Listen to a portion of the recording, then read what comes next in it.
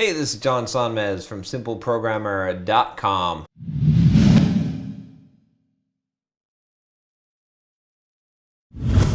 And I've got an email today from someone who has a career question about working for a company versus working for yourself. So this email is from Danny, and Danny says, "Hey John, I wanted to pick your brain on something I'm sure you've encountered along your career path in regards to working for a company versus working for yourself. Have you ever found it difficult as a developer working with a team versus working by yourself? In the past, I've been the sole developer on projects, and I find it difficult at times to work in a team environment. Any feedback/advice would be greatly appreciated. P.S. I love the hat, tank top, and beach look. Go with it. Never mind those naysayers." So appreciate that, Danny. I've got my hat and the beach look for you just since you emailed me.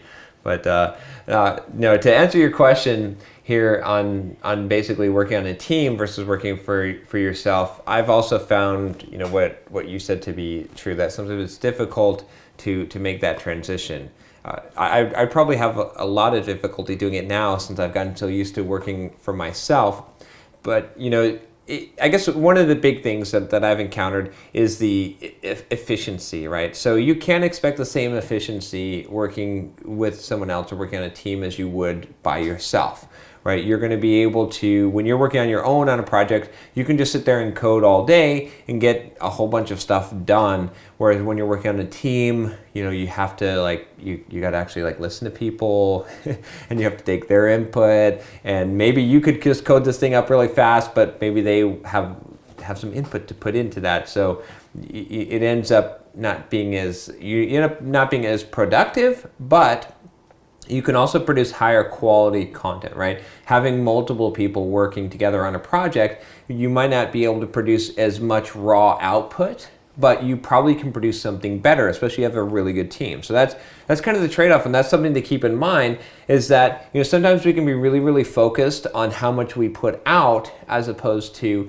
what is the quality of what we're putting out. And that's where a team, especially a team of diverse skills and opinions, can really, really help out, is because you might be able to find a better solution, right? A lot of times when I'm coding and working on my own, I could spend 6 hours trying to solve a problem one way, and then someone else from a team could, if I was on a team, could have saved me 5.5 hours and figured out a way to do it in 30 minutes by bouncing the idea off of them.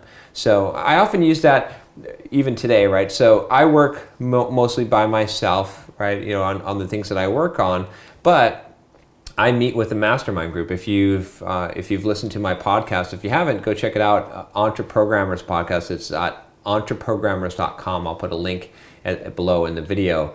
But I meet with a weekly mastermind group, which a mastermind group is a bunch of people that are sort of in your industry trying to do similar things that are kind of at the same level as you, or maybe even a little bit higher level than you.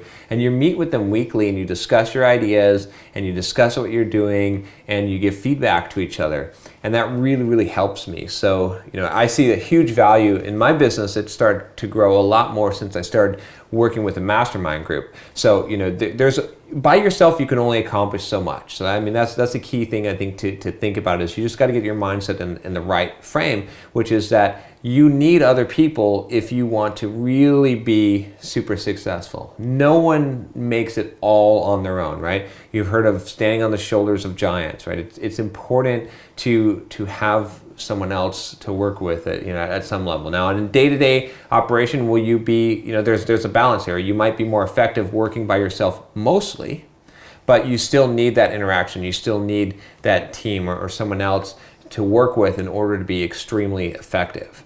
So my advice to you would be, if you're having a struggle with this, is a lot of times, if you understand the core, which is the value of working with a teammate, then you're not going to, or you're going to have an easier time. So focus on the core.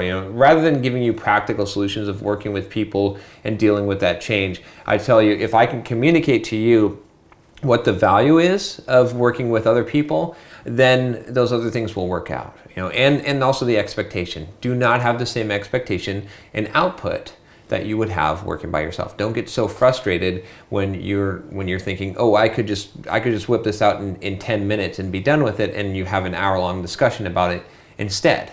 That hour-long discussion may end up saving a lot of time overall, and that's the price of doing business, of having a team and working with people.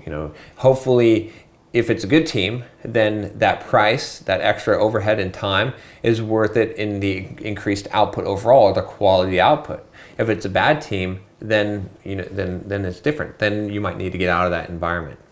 All right, well, hopefully that advice is helpful to you. If you have a question, if you feel like this advice could help someone else, send them this video or email me at john@simpleprogrammer.com, and I'd love to do a video answer for you.